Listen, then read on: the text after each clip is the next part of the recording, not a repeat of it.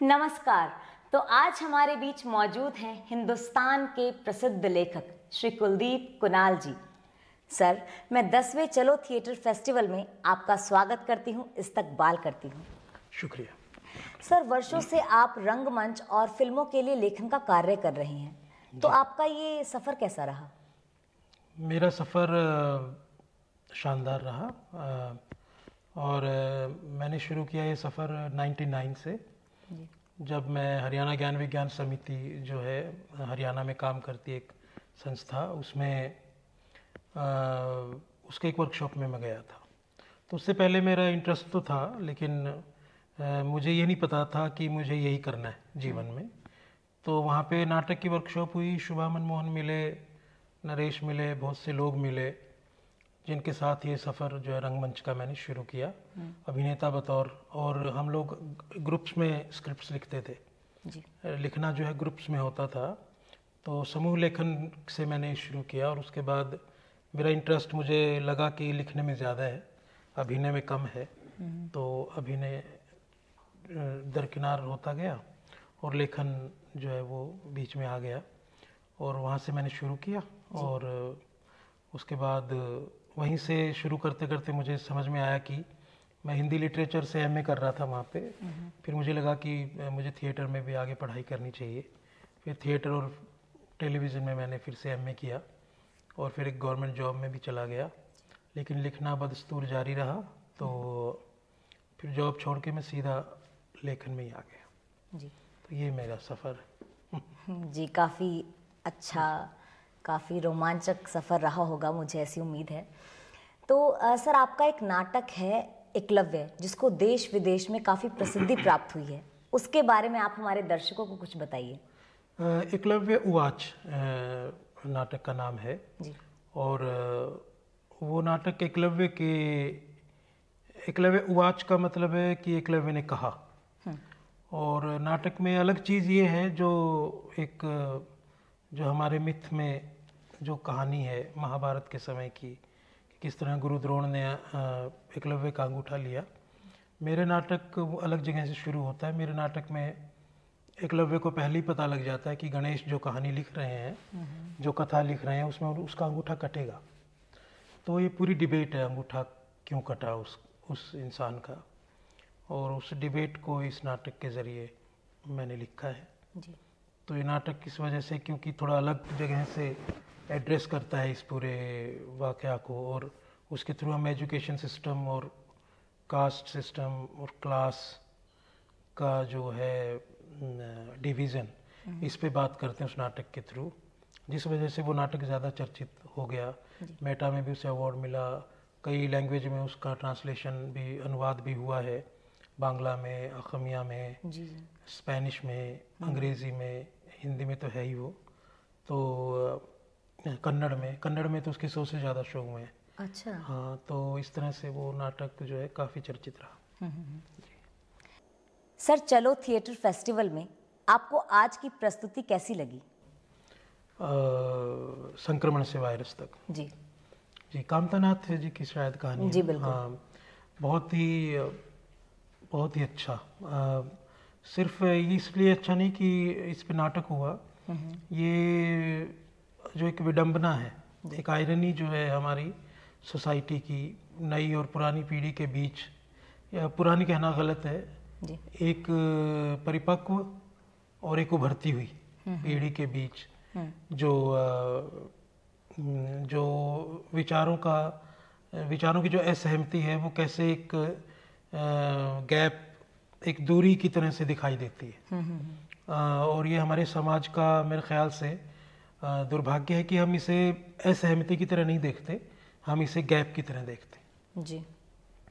और ये हमारी सोसाइटी में ये है भी चीज़, असहमति को हमेशा इस जगह से देखा जाता है कि ये ख़राब चीज़ है जी। क्योंकि हमारा समाज जो है वो बहस से पैदा हुआ या बहस करके बना हुआ समाज नहीं है। हमारे समाज ने बहुत ज़्यादा जो है श्रद्धा और आस्था से सीखा है और उसे बनाया भी है, वो भी बहुत अच्छी चीज़ है। लेकिन उसमें एक चीज़ छूट गई कि हमने बहस करना नहीं सीखा जी। पुरानी पीढ़ी ने नई पीढ़ी से बहस करना नहीं सीखा, नई पीढ़ी ने पुरानी पीढ़ी से बहस करना नहीं सीखा। बहस का मतलब झगड़ा हो गया हमारे यहाँ पे, जबकि बहस का मतलब ये होता था कि आप दोनों के अलग अलग विचार हैं तब भी आप अपने विचार रख सकते हैं। तो वो विडंबना, वो आयरनी जो है वो इस नाटक में बहुत खूबसूरती से सामने आती है और दोनों पक्ष बहुत अच्छे से उजागर होते हैं। जी।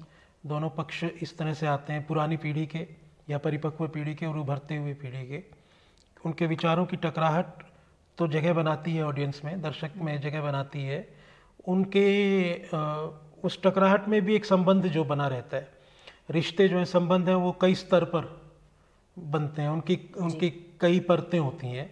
ये इस नाटक से समझ में आता है, सिर्फ एक परत पे संबंध नहीं चलता है। जी। एक संबंध की बहुत सारी मल्टी लेयर, जिसे हम मल्टी लेयर रिलेशनशिप कहते हैं, वो बहुत सारी परतों से चढ़ा होता है।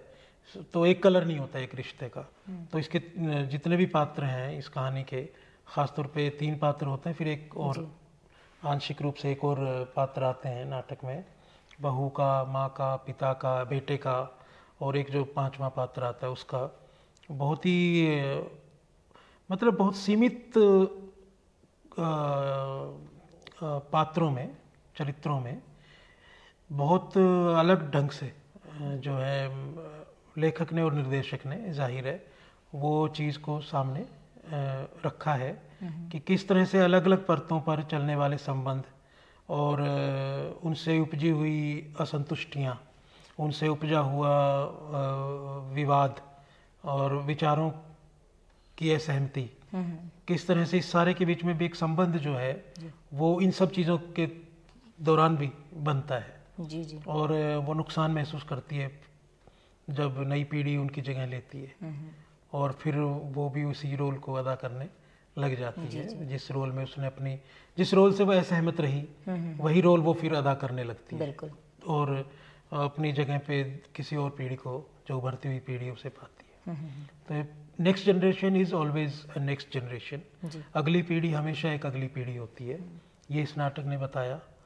तो मेरे ख्याल से यही था इस नाटक में। जी। बहुत अच्छा, बहुत उम्दा, बहुत बेहतरीन। जी जी। आपको रास कला मंच द्वारा स्वदेश दीपक रास रंग सम्मान से सम्मानित किया जा रहा है, तो आपको कैसा लग रहा है? स्वदेश दीपक को पढ़ता था मैं, मतलब मैंने उनके नाटक पढ़े हैं, और कोर्ट मार्शल तो उनका नाटक खेला भी है, एक जगह निर्देशित भी किया जब मैं अपना थिएटर का वो शुरू कर रहा था सफ़र। तो जिस लेखक को पढ़ के आपने लिखना सीखा, अगर उसके नाम पे आपको कोई सबसे पहले तो मेरे लिए ये सम्मान की बात है कि मुझे स्वदेश दीपक के नाम पे सम्मान मिला, तो मेरे लिए सम्मान की ये बात है। जैसे मुझे बिस्मिल्लाह खान साहब के नाम पे सम्मान मिला एकेडमी का, संगीत नाटक एकेडमी का। तो सम्मान तस्वीरें उतरवाने के लिए तो नहीं होते, जी बिल्कुल, है ना। और इस जगह से अगर कोई दर्ज करता है आपको कि आप उस धारा में हैं, उनकी तरह के उस रास्ते पे चलने की कोशिश आप कर रहे हैं, और उसके कोई दर्ज करता है तो अच्छा लगेगा, मुझे लगता है। और रवि भाई ने, रवि मोहन जी ने ये पूरा आयोजन, और इस आयोजन में इस ख़ास तौर पे स्वदेश दीपक रंग सम्मान के लिए मतलब मुझे इस लायक समझा, ये भी मेरे लिए बहुत सम्मान की बात है। और रास कला मंच का और रविदा का तो सम्मान है ही। उन्होंने सिर्फ मेरा सम्मान करने का मसला नहीं है, इस फेस्टिवल में ख़ास तौर पे सबसे अच्छी बात यह कि जो दिवंगत हैं हमारे कला जगत के लोग, वो उनको भी याद किया गया है ना जी। और ज़ोहरा आपा के नाम पे सम्मानित किया जा रहा है ना किन्हीं को। तो आप देखिए जो रेंज है वो ऐसी रेंज नहीं है कि मतलब किसी एक आदमी के उस पर और आपने वो बना दिया, सिर्फ मलम्मा नहीं चढ़ाया जा रहा सम्मान के नाम पे। कम से कम ऐसे लोगों के नाम पे सम्मान है दिए जा रहे हैं, अवार्ड दिए जा रहे हैं जिन्होंने न सिर्फ अचीव किया, जो बहुत सच्चाई और ईमानदारी और बहुत शिद्दत के साथ अपने समय में उन्होंने इस कला को अपना जीवन दिया, और बहुत ईमानदारी से उन्होंने ये जीवन दिया। सिर्फ पैसे के लिए या प्रसिद्धि के लिए, मशहूर होने के लिए उन्होंने इसे नहीं चुना। जी। तो वो उस लिए गर्व की अनुभूति या हम गर्व महसूस करते हैं कि उनकी धारा में अगर हम भी कहीं आते हैं तो जाहिर तौर पे ये थोड़ी तसल्ली देता है खुद को। सर, जो हमारे आजकल के युवा कलाकार हैं जो लिखने की कोशिश करते हैं लेकिन भटकाव के कारण लिख नहीं पाते या लिखना छोड़ देते हैं, उन्हें आप क्या संदेश देना चाहेंगे? मेरे ख्याल से उनको लिखना चाहिए। और लिखने का मतलब ये है कि आप सिर्फ प्रसिद्ध होने के लिए ना लिखें जी। और आप अपने लिखे हुए को पढ़ पढ़ के खुश होने के लिए भी ना लिखें। आप लोग जब लिखें तो जो जिसे हम तत्व बोलते हैं या आत्मा बोलते हैं, उस तक पहुंचने की कोशिश आपकी। मुक्तिबोध एक कवि थे, वो अपनी कविता लगातार ठीक करते रहते थे, है ना। बहुत बड़ा नाम है हिंदी कविता के। तो आप जब लिखते हैं तो सिर्फ लिख के खुश होने या सुनाने की जल्दी में ना जाएं, उसे लिखें और उसके साथ रहें, उसे ईमानदारी से परखें, खुद को परखें कि कितनी ईमानदारी से वो चीज़ आई है, या सिर्फ खुद ही हमने देख के हमें लगा कि बहुत अच्छा लिख दिया मैंने ये नहीं, बल्कि आपका जूझना अपने लेखन के साथ लगातार होना चाहिए। आप लगातार लेखन के ज़रिए खुद को परख रहे होते हैं कि जो मैं लिख रहा हूँ क्या वाकई में ऐसा यकीन मेरा इस चीज़ में है जी। आप जो यकीन करते हैं आप लिखिए, लिखना आपका ज़ाहिर तौर पे और बेहतर होता चला जाएगा। जी। सर, आपने बहुत सी कविताएं भी लिखी हैं, तो अगर दो कोई पंक्तियां आप सुनाना चाहें तो? मेरे को लिखा हुआ याद नहीं रहता अपना, मैंने बहुत लिखा है जी, लेकिन याद नहीं रहता। लेकिन फिर भी दो पंक्तियां मैं सुना देता हूँ। दो ही लाइनें मुझे याद हैं, वो मैं सुना देता हूँ। जी। हरा रहेगा आस का पत्ता, प्यास का सागर भरा रहेगा। सर, आपका कीमती समय रासकला मंच को और हमारे इस मीडिया मंच को देने के लिए आपका बहुत बहुत धन्यवाद। आपका भी बहुत शुक्रिया।